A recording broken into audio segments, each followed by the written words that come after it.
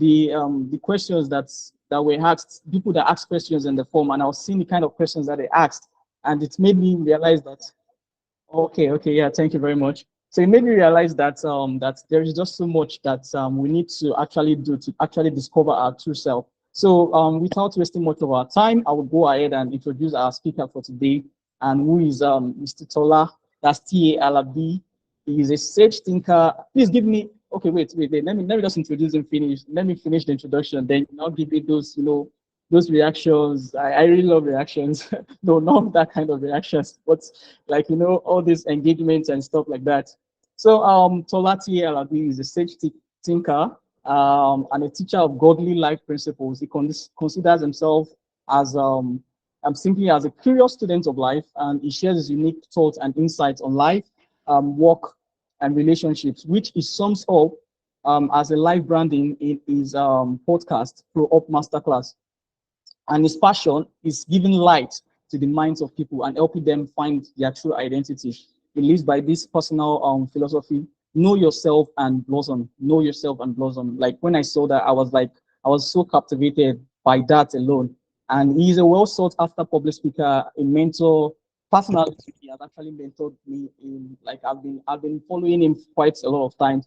And he's a mentor and a teacher, constantly connecting with people through public speaking engagement, private clarity sessions, and corporate thinking. And that private clarity session is what we are having right now. So please, all the questions you have to ask him, just bring them up. You can start putting them down when he starts speaking. So now I'm bringing Mr. Tolati Alabi to the stage. Please give him a round of applause. Everywhere has to be hot. I want to see fire everywhere. I want to see those emojis, those please let's see the fire. Let's see the. I want to see everywhere red. Yeah. Thank you very much for that. Yeah, thank you very much, sir. You're welcome, sir. I think your mic is muted, sir. Yeah. I just unmuted it. Can you hear me? Okay. Yeah, we can hear you very much, sir. All right. Great to be here. Thank you for having me. Thanks, Alayode, for keeping up with me over these past few weeks on this, and the build up to it is amazing. I am very honored that you and this Zamaru community have decided to host me today. I always like talking to people within this age range. I'm sure a lot of people here are either in their early 20s, mid 20s, at most late 20s. I don't think there's anyone here who is 40 years old. I highly doubt it. So I really enjoy talking to people in this age range. And one thing why I like talking to people in this age range is because you are more receptive, and you are not yet formed yet. You are just like clay. Clay gives you a window by which you can bend it, and if you don't use that window, it gets to a place where it becomes rigid, and if you try to bend it, it will break. So you have not gotten to that stage where you are so rigid and you are not open to new ideas and learning and course correcting. By the time you get to my age, I actually don't like talking to people my age because they are so rigid, and it's hard to course correct. So when you try to when you try to bend them, there's resistance. And even when you think they've bent, just go back the next day, they've bent back to what they were. So you are in a very special stage in your lives right now.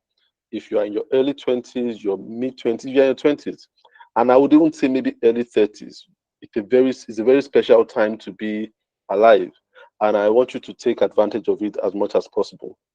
Um, Today we're going to be going straight into it because I want to spend more time addressing questions than talking from my head. So I'm going to take a little bit of time to just give you a preamble to what we're going to be discussing today. How much time do I have altogether for this session? Yes, you have 45 minutes, sir. All right, and we have 15 minutes for questions and answers. But yeah, all right, we can make it as engaging. Depends on how you want it to go. no, it's great. It sounds great. I don't think I'm going to use up 45 minutes in talking, but I want us to really spend some time answering questions. So what this was themed was reinvention secrets. And that's very interesting because it borders on identity. And identity is something that I realize people struggle with a lot. In all my years of interacting with people, I think most people struggle with a sense of identity. A lot of people feel lost. They don't know what they should be doing with their lives. They don't like what they are doing with their lives. They don't. Some people don't even feel like they have a life. So identity is a very crucial thing. You know, knowing who you are as a person is very important. If you don't know who you are, then you will never know how to operate as how to fully function as a human being. So it's very important for us to get to know who we are. The sense of identity builds a sense of confidence, um, builds a sense of value. There's no way you feel valued if you don't know who you are. And the funny thing is that we have all gone through some kind of trauma in our lives. Most of us, if not all of us, have gone through trauma. Some of us have gone through very early trauma that we don't even know we are traumatized. So some people feel like they know themselves, but what they know is a version of themselves that is not really themselves. I will just try to break that down today. You know, this issue of reinvention, I think is not a lot of reinvention, but more of reconnecting. That's what I would like to see it as. You are never reinventing yourself. You're just connecting to your original self. That's how I see it. And every time we connect more and more to our original self, it might seem like we are changing, but what's happening is that we are just becoming more of who we truly are. And it can be a very uncomfortable process because reconnecting to your original self would mean that you shed off some things. And it might even mean that you begin to lose some friends, lose some opportunities, lose some, associations, lose some money. That's going to happen when you begin to reconnect with who you truly are. It can be a very scary thing, but then it's a very important thing for every person to go through. And I'm going to try you three reasons why people have a challenge in finding their true identity. Three major reasons why people find it very hard to find who they are, to know who they are. And that's why that question of who am I, what am I meant to be doing, what's the purpose of my life is so rampant. It's just three things that shake or blow your vision of who you truly are. And the first thing is a lot of us we over prioritize payment. We over prioritize payment. And what that means is we focus too much on money. So a lot of people that are saying they are looking for themselves, they're not really looking for themselves. What they are looking for is money. And that confusion in itself is can be very misleading. You see, a lot of people think when they have money, they will become the fullest expression of themselves. So a lot of people say, if you give me money, then you would realize, then I would truly blossom. You understand? If I were rich, then I would be able to express myself better. And that is not totally true. As a matter of fact, that thing called money can do more of confusing you than giving you clarity. And the thing about money is that money is best had when you have answers. Money works better with answers. Money is a terrible thing when you don't have answers. When you're looking for answers, money can confuse you all the more. So you see that mentality that we have that if I had money, I would know what to do. Just give me 10 million naira. Just give me 10 million naira and I'll figure out my life. No, if they give you 10 million naira, a lot of people will be confused. They won't know what to use it for. Your life will go off balance. And I'll use an example. There's a man, his name is Kanye West. I don't know how many people have heard of Kanye West, but Kanye West is an American artist. Incredibly talented, incredibly creative. Kanye is one of the most creative people that I've ever heard of in modern times. He's creative, he's talented. But then he's a highly troubled person. Kanye West is a highly troubled person in today's time. And one of the things that threw Kanye West's life off balance is money before he had answers. That's one of the things that threw him off. You see, when he had no money, he was his talent was coming to the front. But the more the money he had, and then I think some year, about 2 years ago, he had this partnership with Adidas, and that totally threw his life off balance. And because he had more money than he had answers, and when you have more money than answers, what happens is confusion. So some of you, one of the worst things that can happen to you right now is for someone to give you the money you desire. It's totally going to stop you from finding who you truly are. When we over prioritize money, it becomes an albatross to us. So one of the best things that can happen to some of you right now is to be poor. Do you understand? Is to be poor. Is to not have that money. You see how much clarity you would have. Because money brings a lot of things. It brings fake friends. It brings fake appreciations. It brings fake compliments. So you never know when you're doing anything right. You never know who really loves you. You never know when people are honest with you. So it will confuse you. So you see, if you don't have those true answers, money will come in and confuse you. But we over prioritize money, so we never find ourselves. And what do I mean by this over prioritization of money? It means that some of us feel we will never do anything, or we will never pay attention to anything if we are not getting paid. If I'm not getting paid, it doesn't make sense. So we don't try out things that don't have a price tag to it. We don't try out things for which we are not getting paid for. And that's one of the most limiting things you can do to yourself as a human being. You see, to find your true identity, you must be willing to play. Play is extremely, extremely important. Those who play discover, but we don't play enough.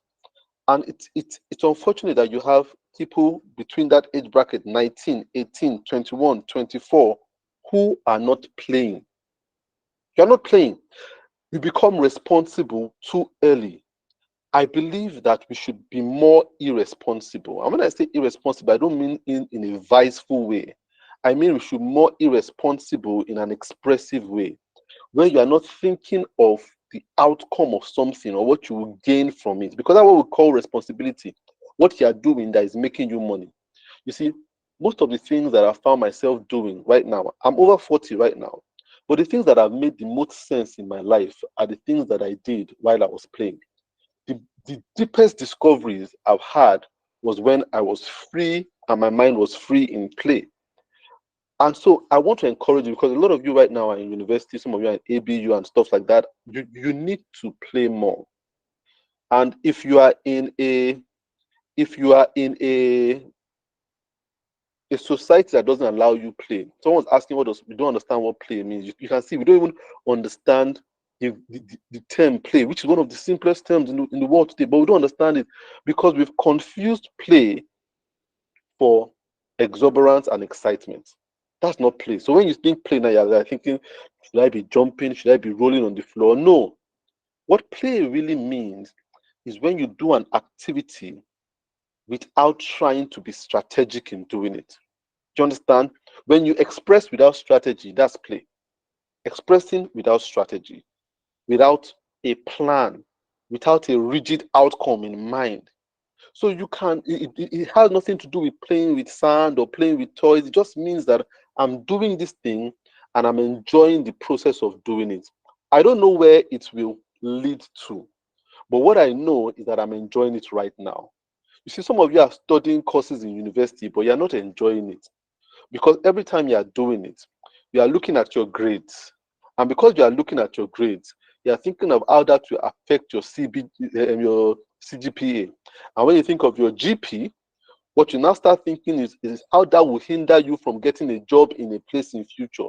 And when you think of that, you think that will affect what you would earn in future, and that will affect your social status. You can see how you stop enjoying a course that you're doing. You see, play is doing it and forgetting about the marks. Forgetting about the marks, forgetting about how it accumulates to your CGPA. That is play. You see, I went to Obafemi Awolowo University, and it was one of the most frustrating periods of my life as a person. I always say it was one of the most frustrating. I think I've never been more sad in my life than I was in my 4 years in Obafemi Awolowo University. That's the truth. And that's because of how the environment then was structured by our lecturers. So everything was so rigid. When you went to class, they were talking about your GP. When you went to fellowship, they were talking about your GPA. When you went to the room, your roommates were talking about their GPA. So everyone was strategic with trying to raise this three alphabet word, your GPA, your CGPA, your four alphabet word. So we're always concerned about those numbers, 4.0 GP, 2.5 GP, and then I never enjoyed school because everything was either adding to my GPA or breaking to it. Every relationship was about, is this person going to help me succeed, or are they going to make me fail? And people are more than a strategy. You understand? And the first time I ever enjoyed school in my life was when I went to Canada to study. When I went to Canada to study, the environment, the lecturers were so positioned that they distracted us from our grades, and they made us focus on the work and doing the work and understanding the work. And that was the first time I wasn't even thinking of what my GPA was. I never even thought of it. It was after we had finished, that we were graduating, that I actually saw my grades and my GPA for the first time, and I realized I was one of the highest in the class. I became the highest in the class by not trying. I became the highest in the class by playing. You understand? So a lot of you, when you begin to play, you begin to give up you begin to give up your very essence, or give out your essence. And that's very important. But it won't come through play. When you are too serious, you begin to lose yourself. And so play is very important. We've not learned to play. And when we throw money in the mix, money kills the sense of play. Money, that payment, it kills the sense of play. And that's why I meet people and they have brilliant ideas and tell me, I had this idea. Now, that's a great idea. And the next thing they say is, my problem is I don't know how I'm going to turn it into money. And immediately they make that statement, I realize that that idea begins to die. It just begins to go all downhill from there. So a lot of people, we've been corrupted by that over prioritization of money, because we start thinking, okay, I know how to dance. How can that make me money? I know how to sing. How can I get on Nigerian Idol and win 30 million naira? I know how to crack jokes. How can I go on this? So the next thing is you find a little bit of yourself, and immediately you're thinking of how to monetize it. And then you begin to kill that self. You understand? Play is very important, and you must learn to play. You must learn to play to discover more of yourself. The more you play, the more you discover. So take more invitations that have nothing to do with money. Take more opportunities that have nothing to do with money. Offer yourself to work just for the fact that you think you're going to enjoy that activity. You understand? There is more treasure in things that we shun, that don't have a price tag to them, than the things that offer to pay us at the end of the day. You would find yourself in those activities of play that in those activities of payment. You must think of that. You would find yourself in the activities of play than you would in the activities of payment. So one of the biggest mistakes we make is we over prioritize payments. The second biggest mistake we make that stops us from finding ourselves is that we over prioritize people. We over prioritize people in our lives.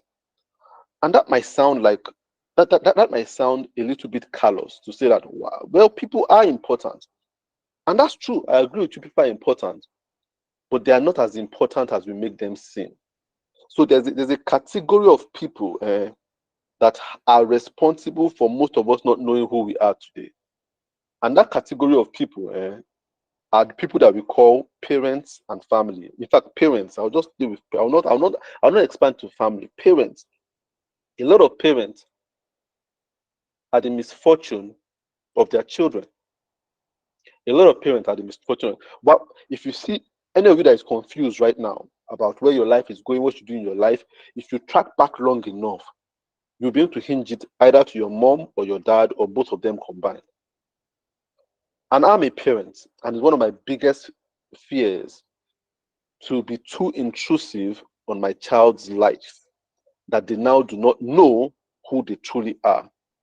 You see, parents are incredible, but the parent-child dynamics is something we must watch out for, especially here in Africa. And not just here in Africa, it even has a it has a hierarchy. Even in Nigeria, it has a hierarchy. You see, one thing I realize is some people are very slow to grow up and they don't trust their decisions. And so they must always go to their parents to ask, oh, should I be doing this thing? If their parents don't have a word, they don't know what to do. And I realized that, and this might be me just talking from my own experience, so it gets worse as you go further down south in Nigeria. In my opinion, that's how it is. I realized that when you go up north, people are freer in terms of making some particular decisions or responsibilities than they are down south. And this is what I mean. Yesterday, I was out. I went outside my house, and where I live, there are a lot of northerners here. And I saw this girl, a 4-year-old girl. She looked nothing more than 4, maybe 4, or at worst 5. She was carrying a maybe an 8-month-old baby. An 8-month-old baby. She was carrying this girl, and she was carrying the girl on a stretch of road, and there was nobody with her, no adult.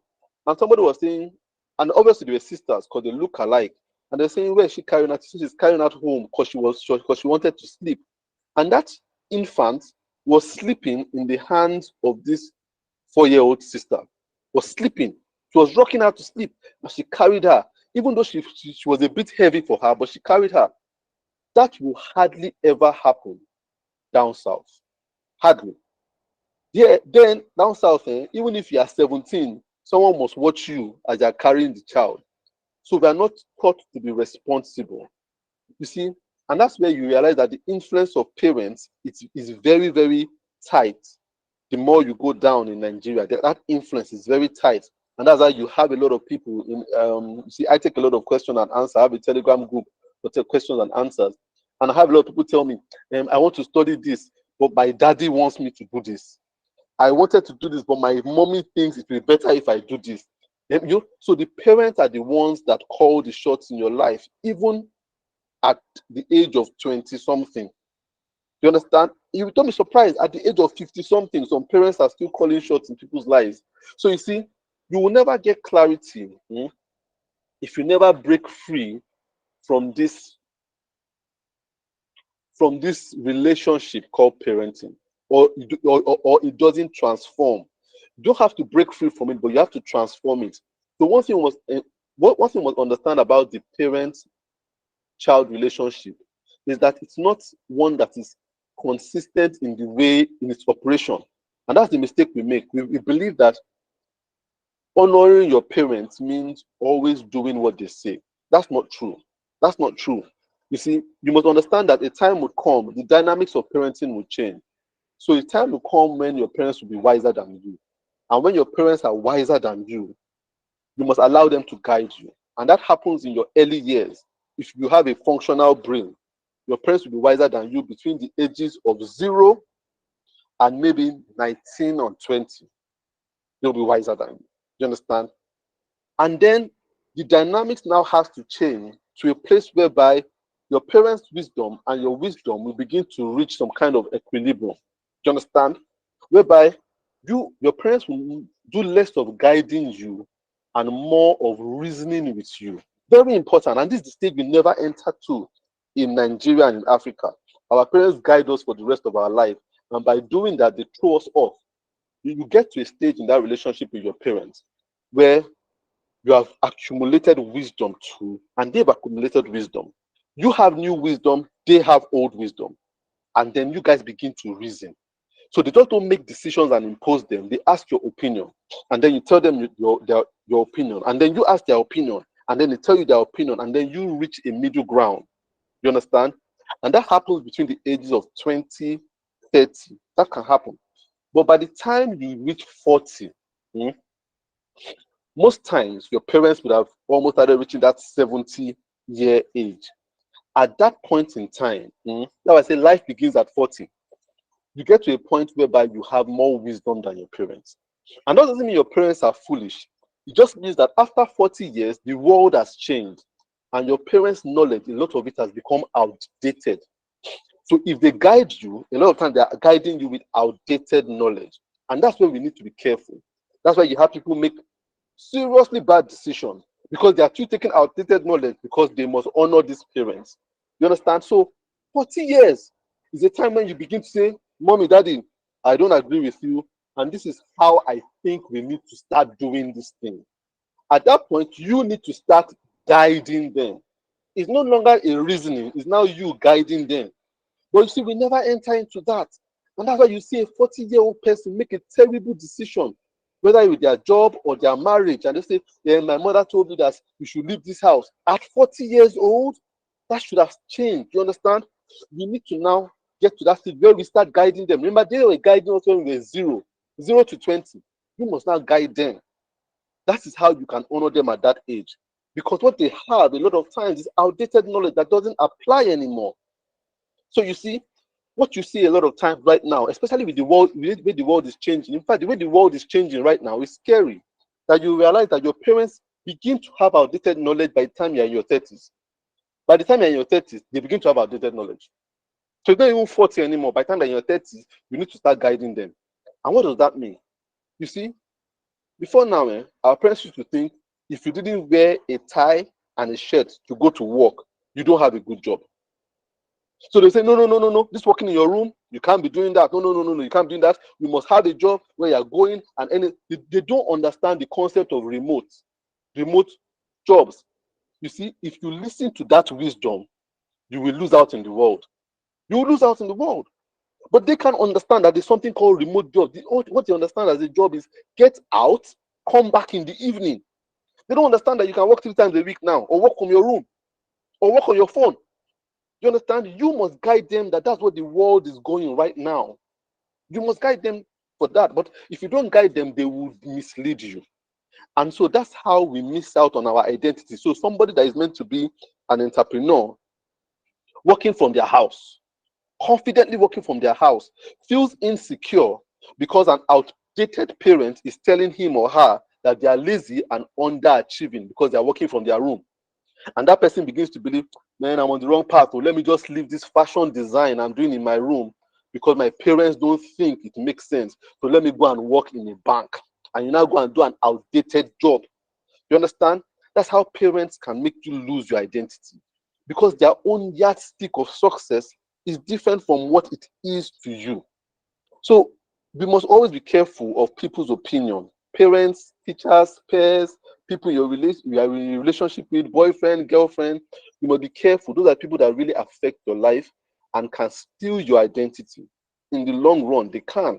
They have a lot of influence if you listen to them too much without listening to what's on your inside. And talking about what's on your inside, that leads me to the third thing. Remember, the first thing I said is over prioritization of payment. The second thing is over prioritization of people, especially parents. The third thing, and the final thing I'll talk about before we can start talking about taking questions, is an under prioritization of prayer. An under prioritization of prayer. And that's a Western mentality. And that's why people in the West make a lot of progress. And when I say West, I mean Western world, the Europe, the Americas, and stuff like that. You realize that the society is advancing, but the people are getting more and more sad. Depression is palpable in that air.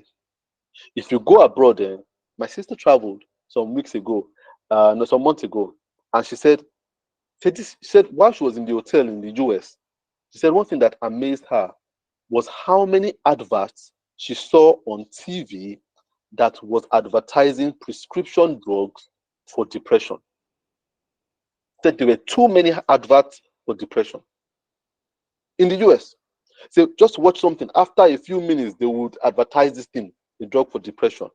And people in the US, in the Western world, not just US, so in Canada, in UK, in Australia, all these places, those people take more than one of these drugs per day.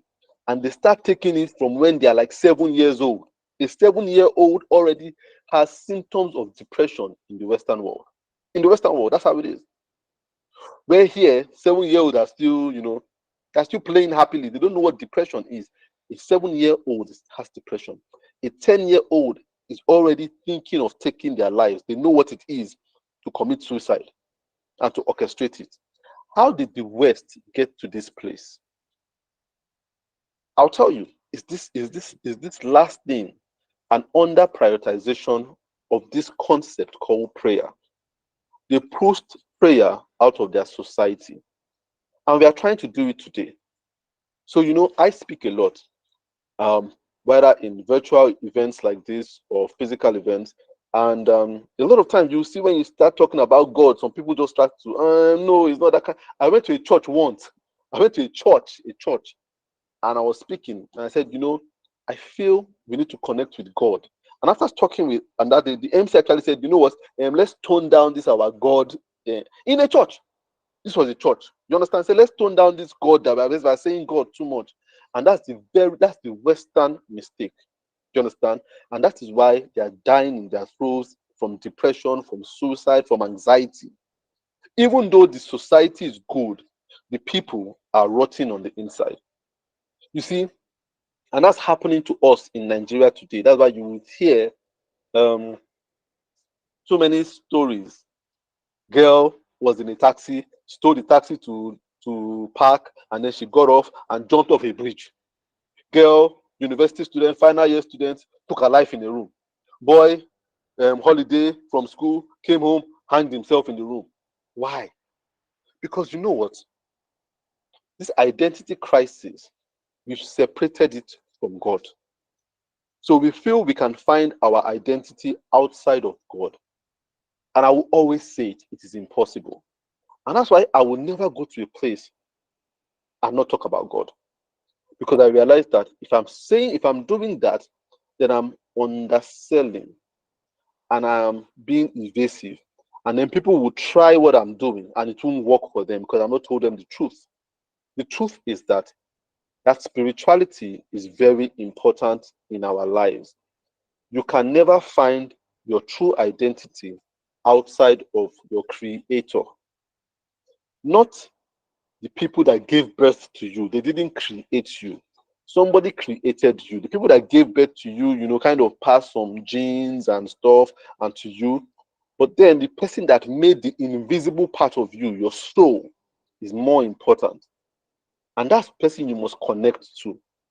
You see, our relationship with God is like a manual for a gadget.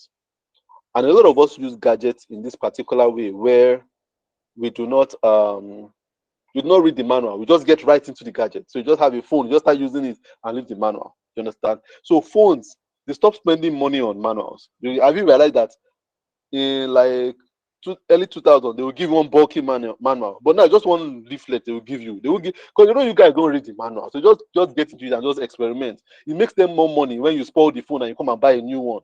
You see, that manual is so important. That manual is so important, and that's what your relationship with God is.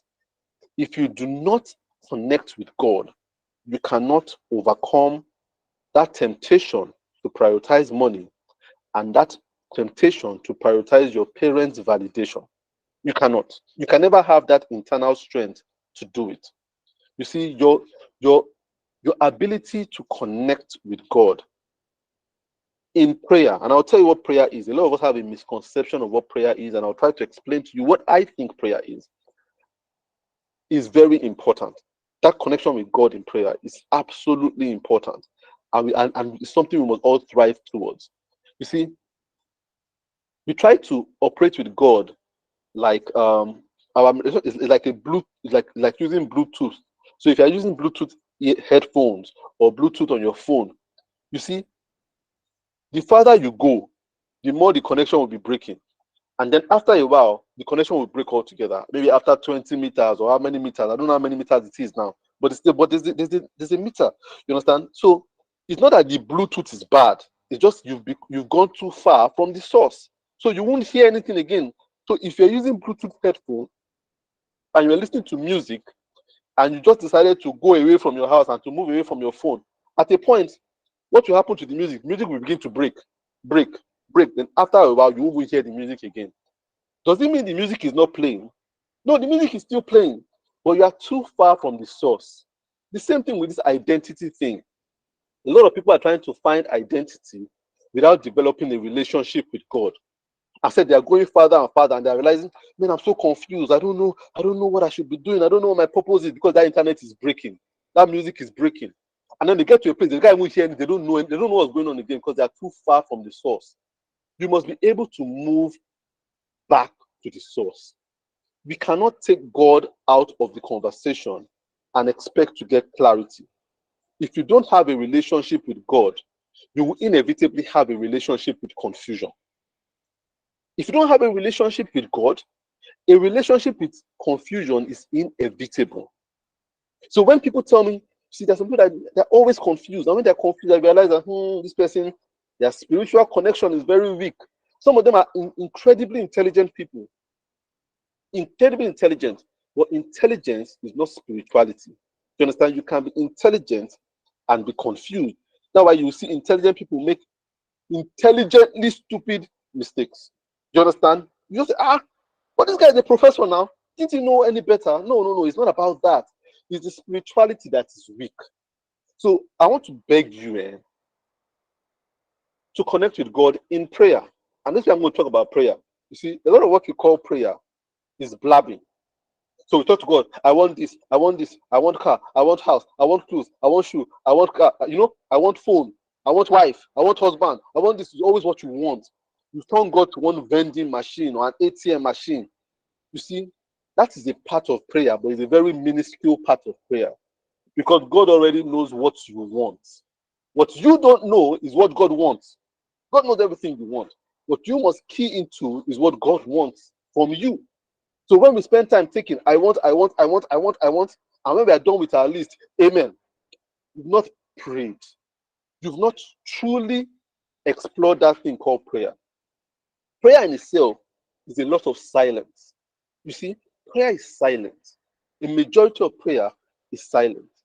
You see, when we start to use this resource called silence, no matter who you are and no matter where you are, if you can be silent, you will think great things. And I'll repeat that. I don't care how intelligent you are or wherever you are. I don't care if you are in a village or you are in a city. I don't care if you are a man or a woman. I don't care if you're an adult or an elderly or a youngster. Look, if you can be silent, you will think great things. Now, the issue might be you might think great bad things that happens depending on what your influences have been. You get some inspiration and you use it in a viceful way. But then, if you have had good inspiration around you and you can top it up with silence, with moments of silence in your life, you will think great virtuous things that you never thought your mind could conceive. But silence, unfortunately, in today's world, is the scarcest resource. Because of this thing I'm talking to called a mobile phone, silence has become incredibly scarce. So people, Facebook, TikTok, Instagram, WhatsApp, there's something making noise in your mind every single time. That's why you're not having clarity.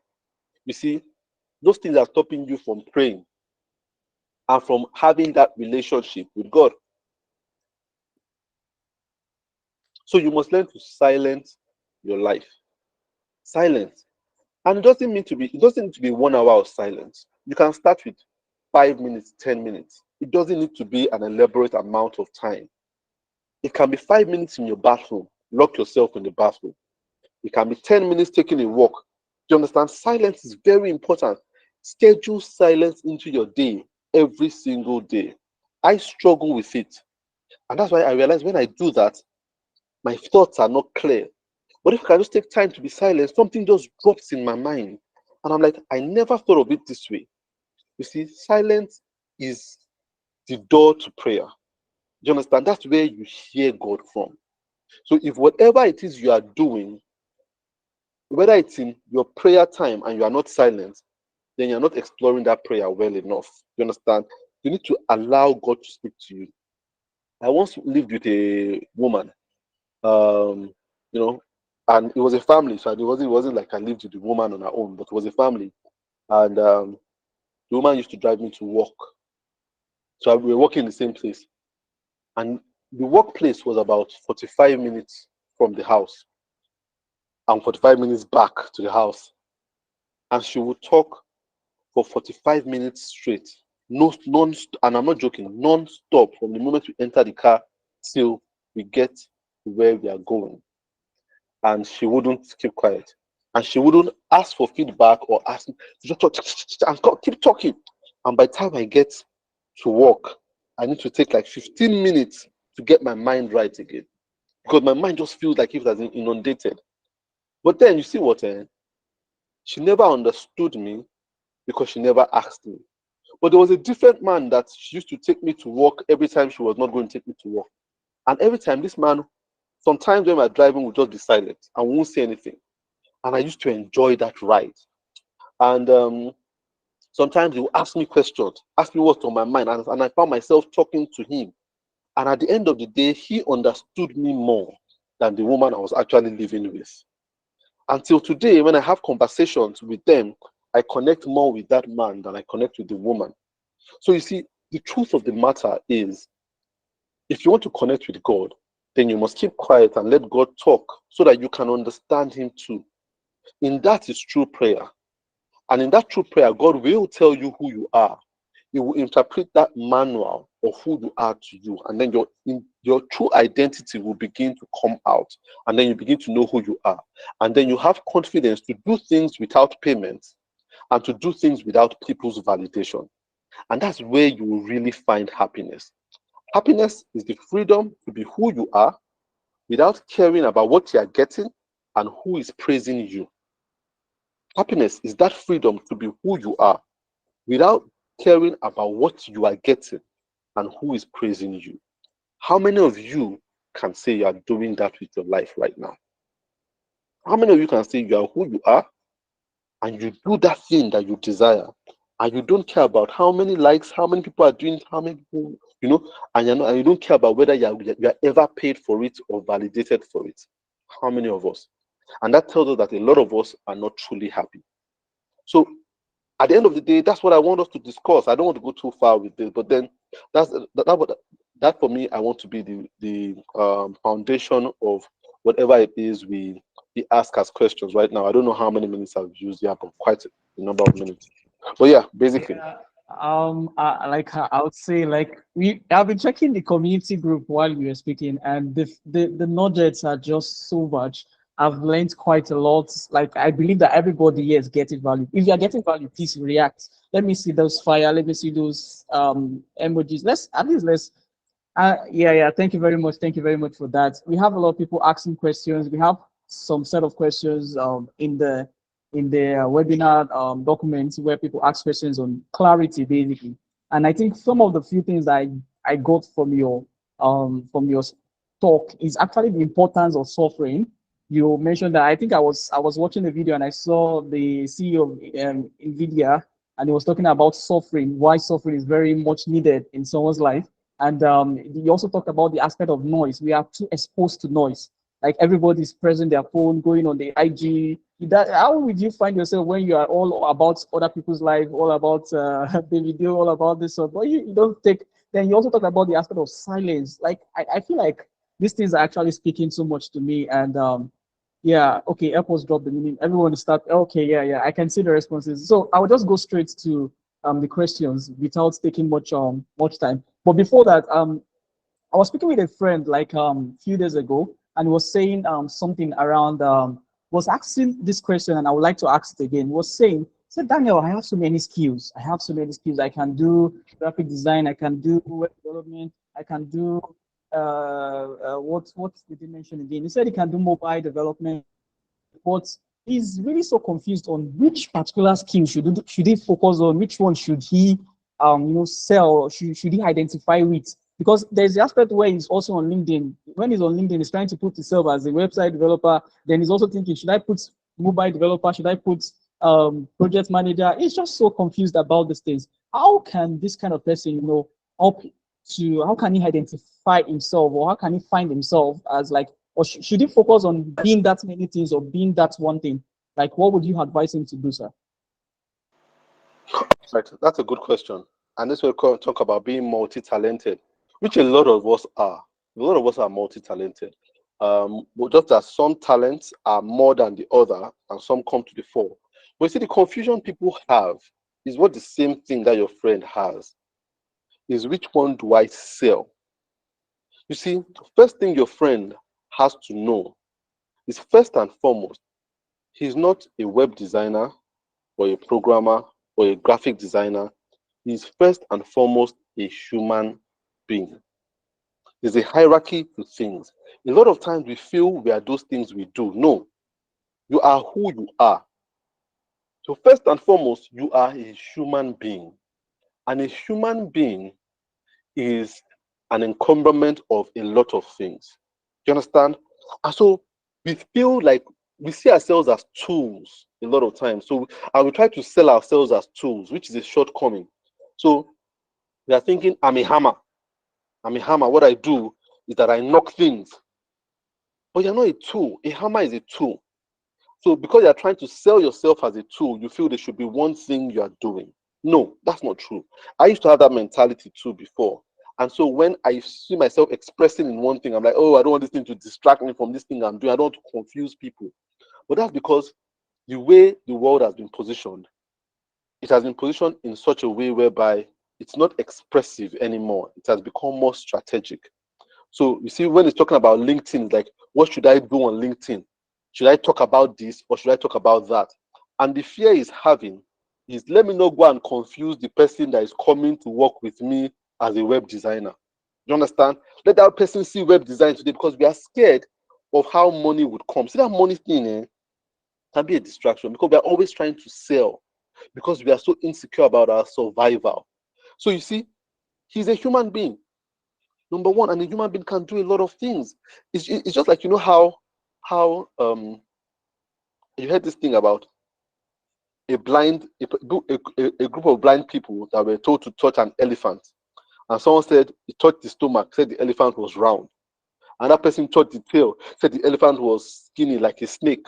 Another person touched the ears, said the elephant was flat like something, you know. Another person touched the trunk, he said the elephant is like a python because very, very, you see. But was any of them wrong? No. But the elephant is all those things and more. The elephant is not skinny, is not round, is not flat. It's all those things. And that's what your friend is. He must feel free to be himself. If what is inspiring him today is web design, put out web design. If that thing and that's why you must be connected with God. You see, if you're not connected with God, you will depend on your brain. And your brain is strategic. And strategy is not how you get to success. It's spirituality that takes you to success. You see, there are some things God is going to tell you through your spirit. He's going to tell you through your spirit and tell you, today, do a web design project. On that very day, somebody needs a web designer. On that very day. Do you understand? You see, I tell people this thing. I'm finding out different things about me. And for a long time, I've been trying to be one thing. And I've been insecure about showing other people different. I'm like, man, I'm this logo guy. I should be doing logos. But then when I started speaking, I started thinking, man, I'm not going to confuse people by speaking. I'm like, no, but that's who I am. You understand? It's part of who I am. As you grow older, you realize that there's so much to you. There's so much more to you. And you must not feel a need. Some things are for minimal use. Some things are for maximum use. So for me, I know how to draw. I can draw. But you don't see my drawings out there because I'm led and inspired to draw for my children. So when I draw, I show my children. There was a couple of drawings I did. Nobody ever saw it. I never put on social media. But it made my children happy. For me, that was fulfillment. There are some things I draw for myself. And when I draw it for myself, I don't show anybody. But in drawing that thing, it helps me to relax. That is the essence of that drawing. That's the fulfillment for it. That I can draw it and it makes me relax. And I can squeeze that paper and throw it away afterwards. But a lot of people feel it is not fulfilling till the world sees it. It is not fulfilling till the world claps for you. It is not fulfilling till the world pays a huge amount for it. That is not true. That is strategy. It is fulfilling when it does that small thing that it should do. And that small thing might just be helping you to sleep at night, helping your brother to feel happy. You understand? Those small things. So we always feel everything must be grand. So your friend, even if he's doing web design, he might not be doing web design to sell web design. He might not be doing web design to make himself happy when he's bored. Do you understand? It doesn't need to be a career. The problem is we become so career-minded. So we become less human beings. We become tools. Because what a career needs is a tool. Someone to function in a capacity. But what life needs is human beings. People to express in different capacities. So you are a human being first. And you must respect that. Don't try to monetize and build a business around everything. We do that too much. I know how to sew. I need to go and start training people. No, no, no. It might just be sewing clothes that need mending in your house, for your mother, for your brother, for your roommates. That's it. It doesn't need to be a business. I know how to sing. I must record an album. That is not true. Sometimes your singing is to make your own bathing, your showering experience pleasurable to you. Do you understand? So you don't need to do it for the gram, or do it for the internet, or do it for money. No. Sometimes these things are small, and that is how they have to be. Small. And the impact might be small, but fulfilling. You understand? So I feel your friend should be free to be who he is. And what he feels he does a lot, that he feels led to put it out. But not everything is for show. And that's the mistake we have in today's world. We do everything for show. So I know how to do this thing. They must see it on Instagram. No, they don't have to see it. It's not just enough for you to know that you know how to do this. I don't sell it. Let people even see a part of you one day and say, I never knew you could do this thing. And yeah, I know how to do this thing. Oh, yeah. You understand? It's okay. We don't have to be marketing every time. We try too hard to get into people's pockets. And it's not necessary. Just be yourself, be a human being. And you see that in the long run, people will begin to look for you rather than you beginning to look for money. You understand? That's what happens eventually. Thank you very much. Thank you very much for that. That was really, really, in fact, you answered the question just so right. I'm going to pick another question from here. It's saying, the person asked the question, he said, how do you know that you found the right identity of yourself or for yourself? That's the question. How do you know that you found the right identity of yourself or for yourself? Now that's a good question. And this is where I say identity minus God is impossible. You understand? Because the confirmation of anything being right in life is peace. It's not praise, it's not payment, it is peace. And how many of you truly know what peace means? You understand? So what we see as peace is tranquility. No, tranquility is not peace. Because you can have peace in the midst of war. You understand? You can have peace in a war zone. So peace is not tranquility. Peace is a feeling of right standing. It's hard to explain, but you know how I don't know how many of you have ever played. Most of you might have played with what is called a jigsaw puzzle. A jigsaw puzzle, when it fits, it fits. Nothing else fits like it. That is peace. When it fits, just realize you hear it. When it even fits, just feels like it fits. Just like when you're charging, when you're using a phone, and some people have chargers that their charging port doesn't fit into the charger air doesn't fit into their charging port. So you need to hold it and put it in a particular way. If you put that phone right side up, the charger will fall out. That is a lack of peace. Peace is when you take that charger and put it into your charging port. And you know that thing that you feel, that click that you feel, it's not loud though. Just feel it feels like it enters. You know that's exactly what peace is. It's a feeling of right standing, that it's right. And only God can allow you to know what that sounds like, what that feels like. Do you understand? That is just a click. Yeah, it's a click. That's exactly just a click. It's a click that only you hear. So how do you know you found your true self? It is just that click. I know when that thing clicks, what happens to you is that you begin to love everything about yourself. Before, you used to think your face had too many pimples. When that thing clicks, you begin to look at your face and you're like, oh man, these pimples are just in the right place. You were thinking, man, your stomach was too big. When that thing clicks, you're like, man, this stomach is actually cute. You see, have you ever met people that you look at them and you're like, why are they so confident? Me, I know I'm finer than this person. But the way this person carries themselves, they're like, they feel like the finest people in the world. Because for that person, something clicks. And have you ever seen somebody who is like the most beautiful person you've seen, but then they are always talking about something bad about themselves? My nose is too big, my head is too big, my fingers are too thick, my this is too that. There is no peace. That click is not there. It is that click. And only God can make you feel that click. That's why that spirituality is very important. It's that God that tells you, look, you are enough. Is that God that will tell you, Adamu, you are enough. Ene, you are enough. Asma, you are enough. It is that voice. It's that voice. Nobody needs to tell you on the inside. You just know that you are enough.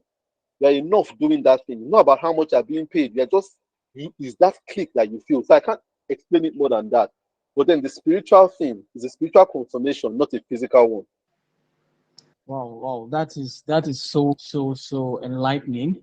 That click, that thing, that when you hear that car, man, that's that really touched me. So please, if you have questions, you can drop them in the chat box, or you can drop them in the community platform. I'm taking questions from both of these things. Then we have another question. It says, does environment play a major role in an individual's identity?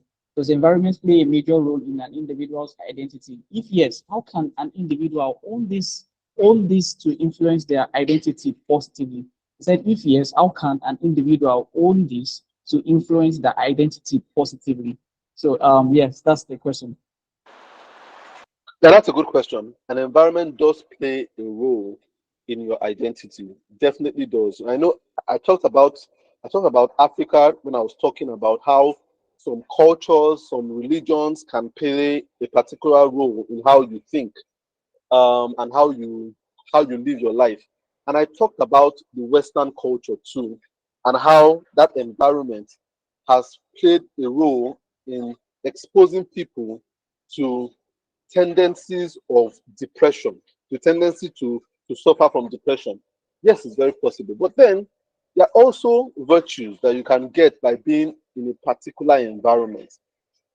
And this is where, um, uh, we as Africans, we have not we have not begun to tap into our identity as Africans, and when we started to own it. And when we begin to own it, we will realize that there's more to gain in being this thing called African than there is to lose. You see, and this is where we must trust who placed us here. There are some things we didn't choose in our life. Number one, we didn't choose our parents, and we didn't choose where we were born. We had no choice in it. And so, for those things that happen to us, they happen to us in infinite wisdom. And what that means is that they happen to us for a reason, and they happen to us for a good reason.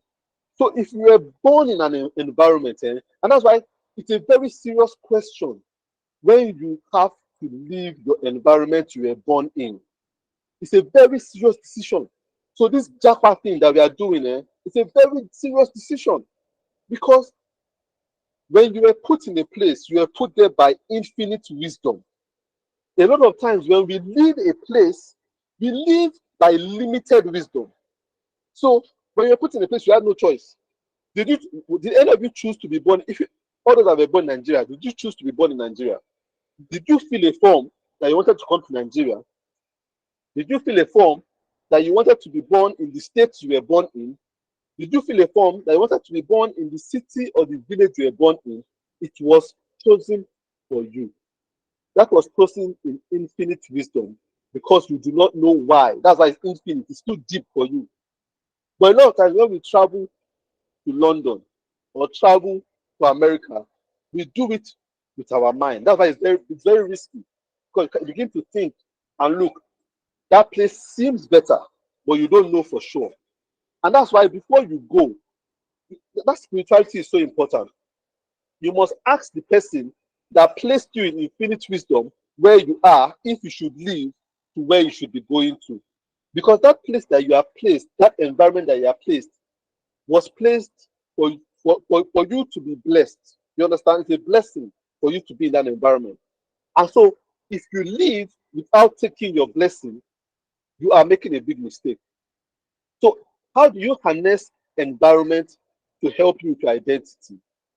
It still comes down to that internal connection with God and asking God, what am I here for? What am I here for? Many years ago, I think like 2005, I left Nigeria and I traveled to Canada.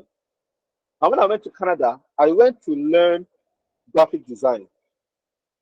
And what happened? When I graduated from school, I got a job. It was a very good job. When people in my class did not have jobs, I had a job. And they were paying me well. But I was in that job, I didn't hear that click. That click that I told you about, that click, I wasn't hearing that click. There was no click. And I didn't feel peace. I was troubled. I was sad. But then here I was in a country where there's lights, where there's fast internet, good roads, good food in quotes, and I was unhappy. I was unhappy in this country where everything was given to me because it wasn't clicking. And then within me, I had an internal validation or leading from God to come back to Nigeria. Nigeria was unstable politically, economically, socially. It was unstable. People didn't understand why I was coming back to Nigeria. My parents did not want me to come back to Nigeria. Everybody said, what are you coming back to do? What do you want to come and do in Nigeria? But immediately I came back to Nigeria, immediately I stepped down in Nigeria, bam, I heard that click. I heard that click. That charger and my charging port joined together. There was a click. Immediately I came back, I knew there was something I was meant to do in this country. You see, I knew that this environment was meant for me. It was very hard because when I came back, I couldn't work easily because they would take light for days. I wouldn't have light, stuff like that. It was very, very, very challenging. But every time I faced a challenge, I grew wiser. I grew wiser. I started thinking thoughts that never came to me from the comfort of Canada, but started to come to me from the hardship of Nigeria. And that's where your environment can help you. When you realize that the challenges in your environment are not to kill you, but to form you. A lot of times we run away from challenges that are meant to form us into what we are meant to be. The reason I'm able to talk to you right now, I have nothing written down. I don't write down when I talk to people. I don't particularly plan. It's because I've learned from challenges. I've had challenges with everything I've told you about. And because of that, I'm able to be passionate and empathetic and relate with you. So when I talk from a place of empathy. It is the environment that has helped me. So, for environment to change you, you always think that there has to be good things in the environment. No, sometimes it is just hard things. It's just ASU strike. That ASU going on strike for 8 months is meant to make you a better person. But a lot of times you run away. You go to Brazil, you go to Philippines, you go to Malaysia. When God is saying, I'm not done with you, that ASU strike is meant to make you better. Some of the best things happened to me from delay. I got into design because my name was skipped from NYSC list. I didn't go for NYSC with my peers. They missed my name. At first, I was sad, but then I started to look for what to do with my life. And that is how I was able to get into graphic design. And that's what led me to where I am today. So your environment is a gift. If you can learn to read the manual, but the manual can only be understood once again if you are connected to the source. You understand? If that Bluetooth link between you and the source is still active, then you will know what you're meant to get from your environment and what you're meant to abandon. Wow, wow, wow. That is so much value that is just so packed in all that you've said. Like I as you were speaking, I was just looking back. I was looking back. I would also say that the most defining moment for me was when Hassel went on strike. was when we had Corona, that Corona lockdown. Those were like the most defining moment for me. That was like when I was able to even at least have a little bit of direction. And yeah, I really, I was just thinking back on what all the things you've been saying, and I can just, I can just testify to that. That's really, really so amazing. So, yeah, somebody asked this question from the community. It says, at what point am I supposed to know when I need a strategy for my life and when I do not? That question, let me ask it again. At what point am I supposed to know when I need a strategy for my life and when I do not need a strategy for my life? Yeah, that's the question, sir. All right. That's a good question. And the answer I'm going to give you will be controversial. And some of you might agree, some of you might not agree. But that's how I see it. And I stand to be corrected. The biggest problem is this mentality of strategy for my life. We have become so strategic. Strategy is not bad, but strategy is not the ultimate. I'll say it again. Strategy is not bad, but strategy is not the ultimate destination. Um, and I will say, try to grow above strategy and try to grow into spirituality. And I need you to listen carefully to me right now. Stop having a strategy for your life. Stop having a strategy for your life. It's only putting you under more pressure, and it's only making you or allowing you to have more propensity for discouragement and disappointment. What a strategy means is working towards a rigid outcome. That's a problem. It's a big problem. And that's why I see people who are making progress, but they can't see their progress because their progress doesn't look like what they planned for. I see a lot of people making progress, but they think they are failing because their progress that they are making doesn't look like what they planned for. So a lot of people cancel something that is doing well because it doesn't look like what they imagined when they started out. That's a big problem. And it's not just a career problem, it's a relationship problem. That rigid outcome.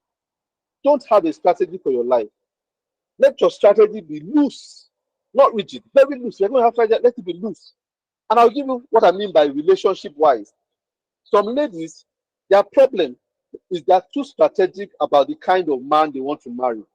Some guys, their problem, they are too rigid about the kind of woman they want to marry. So she must be, the guy must have a six-figure job, must be fair complexion, must be muscular, must have six pack, must be tall, must be this. And so they start looking for that person. So when the guy that has a four-figure salary, he's 5'2", he's dark, he doesn't have six pack comes, but he has a character that you need.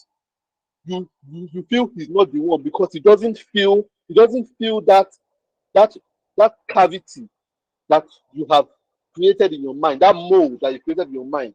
So you have missed out on the person that can take care of you because you never know. That person 2 years down the line might have eight-figure salary, and you're like, that guy came to approach me. Oh, he asked me to marry him, oh, but I missed out because we are too rigid. The same thing with us too as men. We do it. We are too rigid. The world has made us rigid. So we feel a particular complexion of woman is attractive. A particular shape is what we want. But it's not really what you want. It is what society has told you to want. So you become rigid to societal standards, not really your own soul standards. You understand? So what I'll tell you is stop having a strategy for your life. Live a surrendered life. And a surrendered life is a life that says, every single day I wake up, I'm going to ask God what He wants for me today. If I was living a strategic life, I would have been in Canada by now. I will be there and I would have given birth to my children there, because the strategy is Canada is better than Nigeria. If I stayed there, I would have sent for my parents. All of us will be living in Canada in one nice place, and I'll be taking nice photos. But nice photos is not what makes you, you know, does not make for nice psychology. You understand? You understand? It doesn't make for that. Some people, and the photo is nice, but psychologically they're a mess. You understand? So when you look at some of you go to WhatsApp and your friend in Canada, you can say, ah man, this guy has chopped up. See how nice his skin is. See how nice the photo is. See how nice the background is. See how nice the sky is. But what you can't see is his messed up psychological state. You understand? Photos don't show your messed up psychological state. You have to be careful where how rigid your strategy is. Your strategy should always be in pencil, but your surrendering should be carved in stone. That you surrender and say, okay, God, this is what I plan to do today. But above what I plan to do today, lead me to what you want me to do today. So you must be loose on your strategy. There are some days, there are some things I plan to do, but then it's interrupted by some other things. And when I do those other things, I now realize that, wow, this thing that I did fulfilled me than what I planned to do when I woke up in the morning. You understand? So you need to be less strategic, more surrendered, and more spiritual at the end of the day. There's less pressure on your life by doing that. Mm. Less pressure. Yeah, that is that. Thank you very much for that. Thank you very much for that. Because when you were talking, I was also looking back because all these things are actually touching me directly. I was looking back at when when we grew up. When we grew up, we were like, I want to be a doctor. We had so much defined career paths. A lot of people say I want to be an astronaut, and right now they are doing fishery. Some people say they want to do this, and the most interesting thing is that it's what they are doing currently that they did not plan for is what is even giving them more fulfillment in life. And I would really so much agree with that because I never thought I would be what I am today, but here I am today. And yeah, I really so much agree with that. So let me go to the question. They said interesting talks. So grateful. My question is for how long can we play and when can we get serious? For example, like eating some milestones such as marriage, family, jobs, and many more. So he asked this one earlier. I didn't see that. That was when you were talking about play and all that. But I would like to bring that back. I hope, yeah, thank you very much. Yeah, and I think that also has to do with the question that I just answered. How long should you play? That in itself is defeating the essence of play. How long should you play is an oxymoron. And what that means is that there is something contradicting what you are saying. When you begin to time play, it is no longer play. So there was a place I went to in Abuja, and I took my children there. It was like an amusement park. So as they were playing, they were timing them, and he said, 30 minutes time, they will go and call them. And after 10, they call them, well, all of you come out, come out, come out. And if you want to go back again, you pay for another 30 minutes. And in the end, what happened was when the children realized it took 30 minutes for them to play, what happened was they started rushing from one toy to another. And then what got that foster was now a spirit of fighting. Because when somebody is on a toy, you're like, no, yeah, get up, stand up. Then it stops being play, it becomes commotion. You understand? How long should you play? You play as long as you are alive. You see, we still confuse play for exuberance. It is not that. Play is when you are doing things without really being strategic. You are doing it because in the now you are enjoying it. That's how much you can say. You are discovering. You understand? And discovery in itself cannot be timed. You can't time discovery. If you went out to dig for gold, how do you know how far you will go before you get gold? You just keep digging. It might take 1 hour. It might take 2 hours. It might take 2 days. It might take 2 months. But you keep digging. You understand? So there is when you start timing play, you defeat play. There is this thing, this thing, a video that someone sent on WhatsApp some time back about two men. They are both digging for diamonds, and one of them digged and got diamond very fast, and the other one, all he needed to do was dig one more time, and he got a bigger diamond. And what he did, he gave up. He was tired. He said, "Oh, okay, so you have gotten diamond, no diamond for me again." All he needed to do was dig one more time. That's the problem. When you begin to time it and start saying, I don't have time anymore, you begin to make bad decisions. Even with marriage, those of us that give ourselves age for marriage is a problem. I must get married before I'm 35. Those are the people that go and get married to the husband that starts beating them, or wife that starts tormenting them. Why are you giving yourself time? Live life. As you're living life, you will meet your husband, you will meet your wife, you will meet that person that is meant for you. But it's that strategy, that rugged outcome that we have, that it must happen at a particular time, in a particular way, at a particular place. You understand? That's the problem we have. So play as much as possible. Remember, play is not doing it with a rugged outcome in your mind. Keep discovering. Keep discovering. I'm still playing, and I'm 40. I was on my podcast. For those of you that listen to my podcast, I don't know if you know, I have a podcast on Spotify called ProUp Masterclass with Tola Alabi. If you just check for Tola Alabi on Spotify, you will find my podcast. But on my podcast, I talked about an experience I had with AI. My wife introduced me to AI, and I started using it as play. Play, just play. I was just prompting and making different creatures, animals, strange creatures, cartoons. I was just playing. And as I was playing, I was sharing my play on my WhatsApp status. I was not sharing it, not because I thought it would bring anything, but because I thought it was beautiful. I wanted to share it. It was on sharing it that one person saw it and gave me the biggest job I've ever had this year. The biggest job. Just from that place. That person said, this thing you're doing. I used to do it for our office. So, and that person commissioned me to do a job that's the biggest job I've been paid for so far this year. It came from play. If I were strategic, I will never use AI and play with it. And that person will never see it and connect with it in the way that they did. So playing, there's no limit to play. Play is what you were created to do.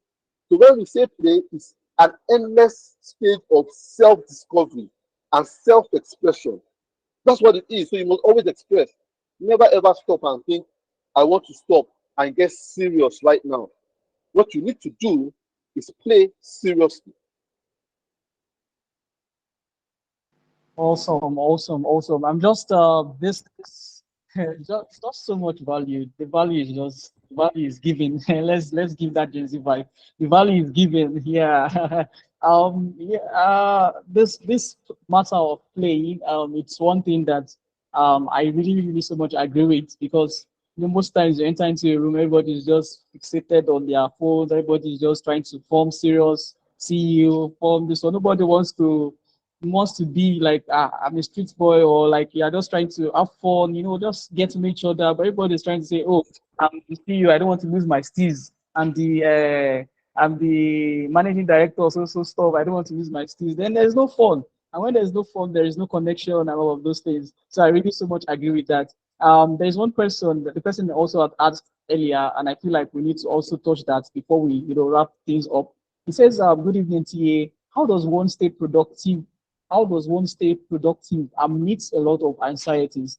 He said, I mean, there are days I just don't want to do anything. I just want to shut out of the world and just be me. But the nature of my job requires that I always edit one video here, design one flyer there, and it's a lot. I feel stuck. This has been my experience these past few days. So yeah, that's his question. He said even today, he's still, in fact, right now he's still feeling that experience. So how does one stay productive amidst a lot of anxieties, trying to catch up with this, catch up with that, and all of this? Yeah, thank you very much. All right, how do you stay productive amidst anxiety? It's very hard. There are two things that that cancel each other out. Productivity needs creativity. Creativity needs freedom. Freedom needs peace. Anxiety works against all these things. You understand? So how do you stay productive amidst anxiety? Is that you must choose which one you want, anxiety or productivity. They cannot live together. Um, because if you have anxiety before you can be productive, what will happen is fatigue. You understand? You'll be fatigued. It's costing you too much to be productive, costing you way too much. It is almost like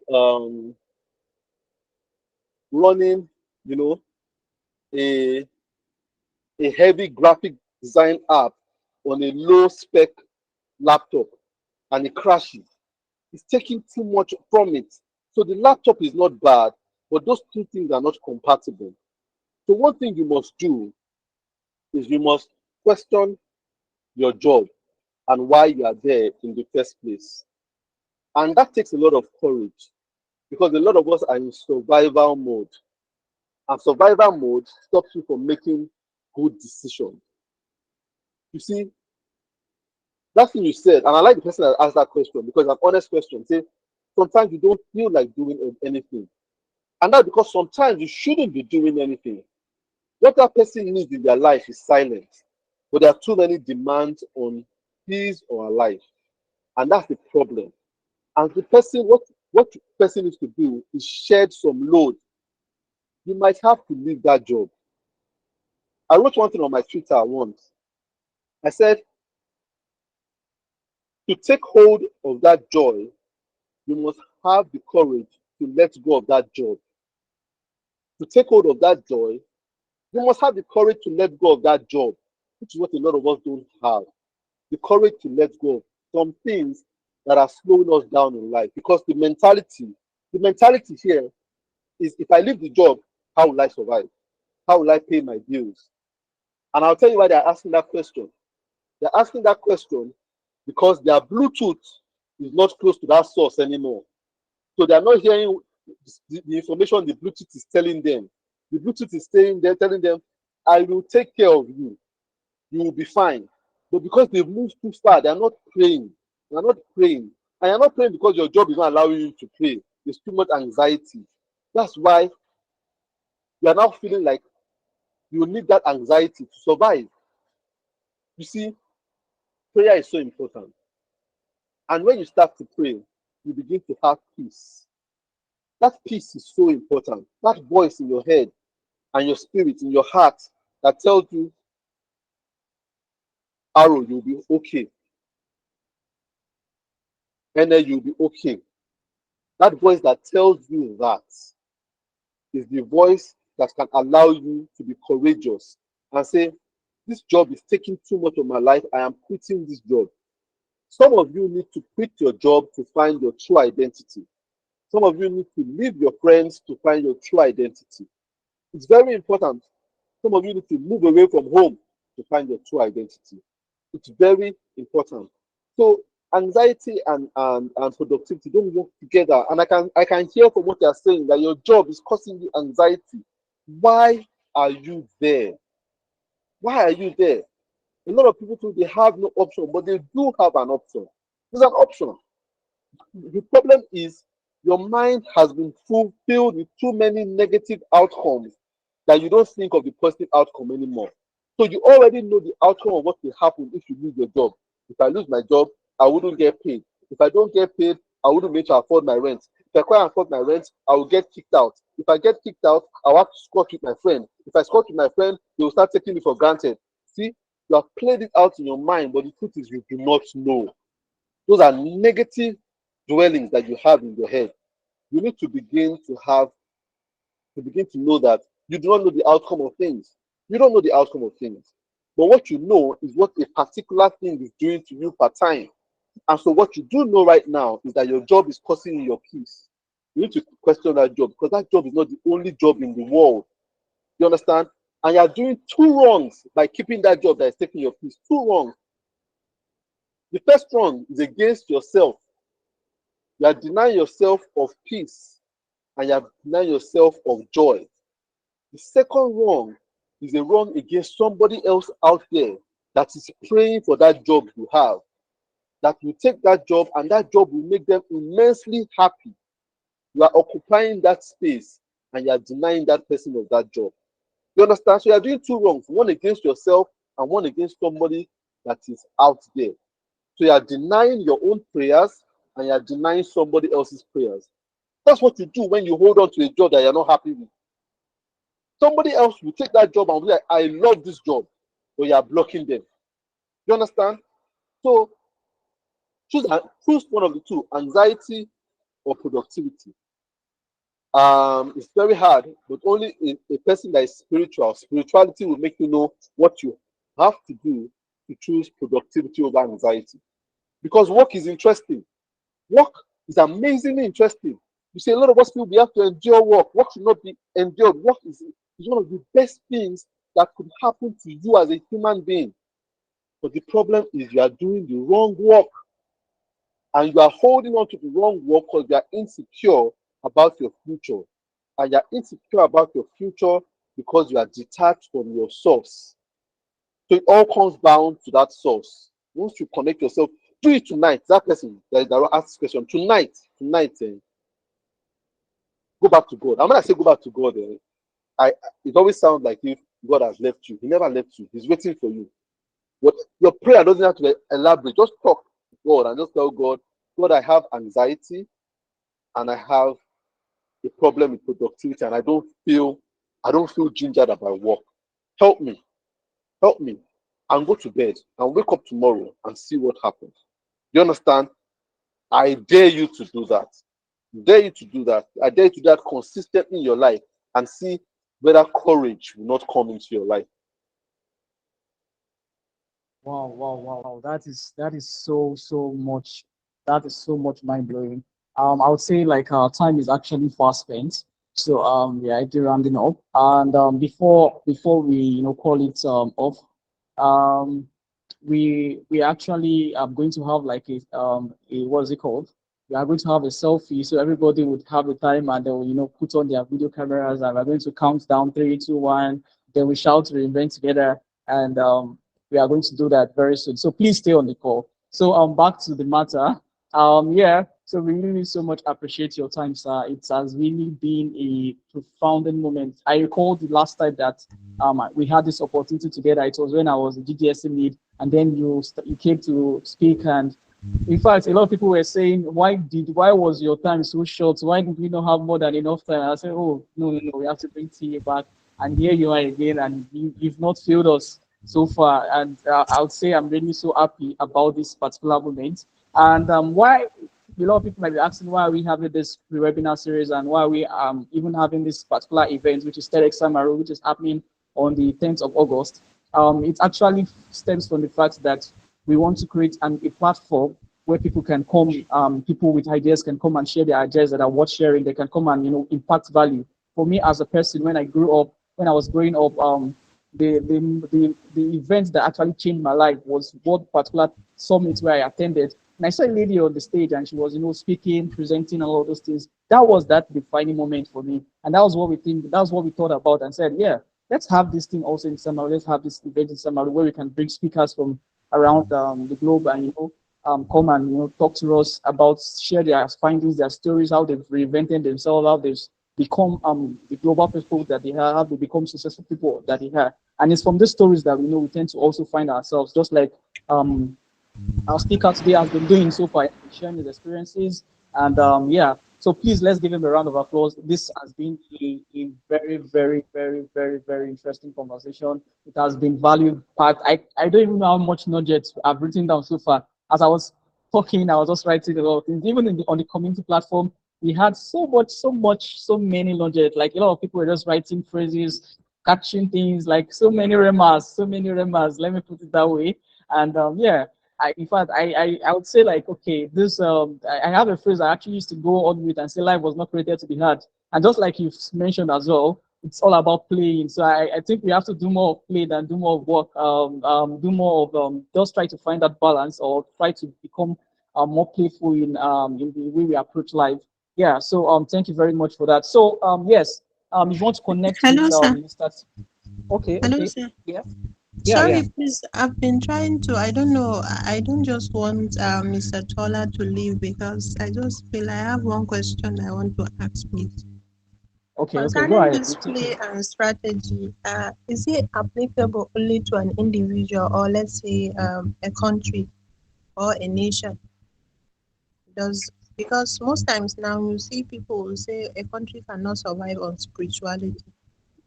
It has to be strategy. So I don't know how that is it for an individual or for a group, community, or any development like that? Thank Asma, that's a good question. Is it for an individual or for a collective? You know, I really believe that it's it applies a lot to it applies more to individuals than it does to a country. But then that said, a country can make it easy for people to play and also make it hard for people to play. And that's why here in Nigeria, because of our structure in terms of governance, it is hard for people to play because people are so sustenance, so survival minded. And where they survive, survival is the biggest enemy of play. Survival in itself is the biggest enemy of spirituality. So a lot of people confuse it. They kind of feel, oh, Nigerians are spiritual people. But we are really aren't. What we are is survival minded. So our level of spirituality is God help me, God help me, God help me. God I want, God give me, God give me. We are really not in a place. If you want to look for places that are really spiritual minded, go to Asia. You understand? The Asians are more spiritual minded because they kind of have a more stable society. So the more you go from Asia, you go from China, India, you go even to the Arab countries, they are more spiritually minded. You understand? And that way, in the end, you might see them advancing even more. But when you come more towards Africa, because governance has been so bad over the past few years, people have locked themselves down in this survival mind. So everything is about what to do to eat. And then we become not more, we become just a little higher than animals. Because that's what animals think about. Animals, I have dogs. My dogs, what they do every day is wake up and think of what they are going to eat. You understand? I have tortoises. I like animals a lot. I used to have cats. Animals, that's their basic instinct. Eat. When they eat in the day, then every other thing is by the way. That's how we live here too. And so, what I'm trying to do is for the individual to be able to live beyond that basic instinct of let me do it to eat, let me do it to feed my family. You were created for more than that. And that's why I like having conversations like this because if you don't have conversations like this, we will all resort back to that basic instinct of do it to eat. But we must know that there's something higher than that. There's something higher than that. And so it's an individual thing that we should learn to propagate. And then, like you're doing right now, and I love this community. I love what you guys are doing. You guys are propagating something individually that you are doing as a collective. And very soon, this collective that is talking to me will begin to be a collective of different people. Now, when I say different people, I mean people that think differently from other people in Samaru. Do you understand? Other people they don't realize that you guys are different, and they just realize that why are you different? You just say, I'm a member of this community. You'll see, why is Asma different? Asma to say, I'm a member of this community, and say, oh, you guys have a common thought, and then in the long run, give you guys some years, you guys will change the whole of KD, and from change the whole of KD, you change the whole of the North because you keep growing. So a lot of you get married, start having children, you foster those characters in your children. Before you know it, a country changes from an individual that decides to hold on to values. So that's why I don't take for granted talking to communities like I don't, even if it was one person that showed up today, I would talk the same way I've spoken because that one person is a seed of many people. So yeah, it is a country thing, but it starts with one person that really believes that this is what they should do, I really believe that I should play more. And I will say this: play is the freedom to express. Play is not particularly going to say I'm playing with sand or playing with toys. No, it's not. I'm not talking about childish play. I'm talking about childlike play. There are two different things: childishness and childlikeness. Childishness is when you are playing in a non-thought, nonsensical way. Childlikeness is when you are playing in an honest way. You understand? You are not trying to manipulate anybody. You are playing honestly. You understand? You are playing honestly with all good intentions, just like how children play. Not childish, but childlike. So live your life in a childlike way, not holding ruggedly to anything, but be open to doing things differently, thinking about things differently, seeing life differently, expressing yourself without judging yourself too much, making mistakes without drawing back and say, I will never do this thing because I made this mistake. You understand? That's what children do. Children will fall today and start crying. They will fall when running. They will cry for like a minute and then they will go back to running again. Adults will fall and never go back to that place where they fell again. You understand? You must be childlike in your approach to life, and then you will get the best out of life. Life will give you its best. But a lot of times you try to go to life to squeeze the best out. You're not meant to squeeze out. Life offers you the best. Wow, wow, wow. I was here just clocking. This is it. This is the word. Yeah. If you were interested, I would say word. Yeah, I was just saying, yeah, this is you eat it very much, sir. Thank you very much. In fact, I'm still getting a lot of questions, but we have to put this to an end. Like we have to end it here so that we don't take too much time from than we already taken from Mr. Tola. Please let's give him a round of applause. Let's appreciate him coming, and please let's give him let's yeah, you can always follow him on he's on LinkedIn. I think he's also TA Alabi on LinkedIn. He's on Instagram. He's on Facebook. Just search his name, you see it. And then he has a ProUp Masterclass on Spotify, which you can check on Spotify. I don't know if someone can help you drop the link. You can check Spotify there. And then if you are so much interested about this, we are coming again with Fire next month. We started last month. We had Mr. Yako come speak to us. Today we have Mr. T. Alabi. Next month is going to be Altar, so you have to look out. You don't have to miss. When you miss, you snooze, and you release your steez. So you get. So yeah. So thank you for sharing that link. I really appreciate that. So now let's do the selfie, please. Before you leave, you must on that camera. That's also what we are talking about. We have to play. We have to play. So put on that camera now. Let's have that screenshot before we so that we have that selfie. We're going to do it. I'm giving you like 1 minute for that. Is everybody ready? Everybody ready? Please put it on, put it on, put it on, put it on. If you've gotten so much value, you have to also, let's start implementing, let's start experimenting that. Put the camera on, please. I can see a lot of people. Yeah. Hey, I can see Adamu. I can see Tinubu. I'm sorry. Yeah, sorry. Adamu, yeah. Adamu, I can see Asma. No, Asma has not put on camera. Karim has not put on camera. Boxon has not put on the camera. Please put this on, put this on, put this on. Let's do it so that we have the selfie. Somebody said you look like rats. You don't look like rats. That's what we are talking about here. We have to have that child like, please, you don't want to be the one missing out and not being on this call. Oh yeah. Let's put the camera on, put the camera. Hey, now I'm seeing the faces. I'm here to see Aisha. I'm here to see your face, so don't worry. He's not here. So please put it on, put it on. Are we ready? I'm going to count 5 down. From 5, 4, 3. Then when I count from 5 to 1, then we'll shout to events and we'll take the screenshots. Who is ready to take the screenshots? Please, the media team, make sure you take the screenshots. So you are ready? 5, 4, 3, 2, 1. Reinvent.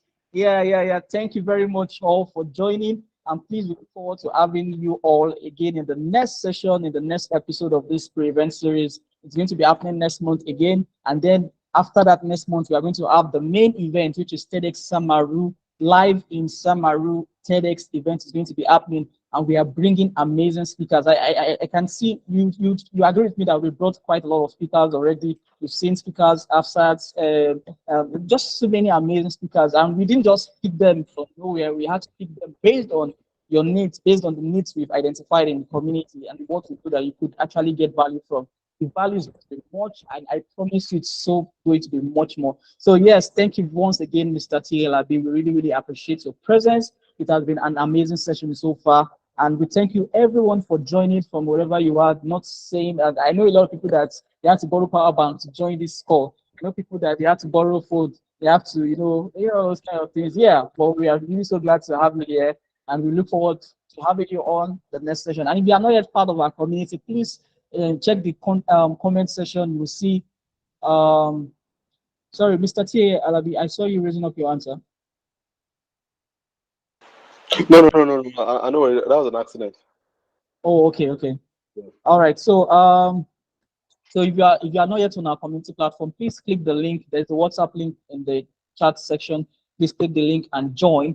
Join so that you can have. We are going to be announcing tickets very soon, so you can get first-hand information. That's where all of these things are happening. Even this webinar series, you get to know about them first before anybody gets to know about it.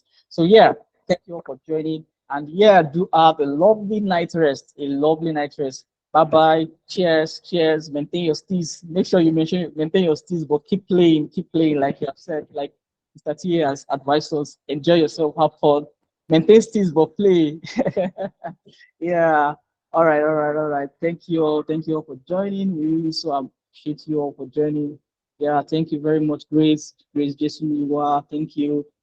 I can see the Manuel Gonji. Thank you. And Mahmoud Fadullah, Ayelero, Fortune. Thank you very much all for joining. Yeah, I think we're done for the day. DJ, you can take over. You can give us a do before we end the call finally. But yeah, if you still want to stay and be listening to our Spotify playlist, that's a Revention playlist. And yes, I think we should share that again because I've been listening to that playlist and it's so amazing. So yeah, DJ, you can take over. It's over to you now.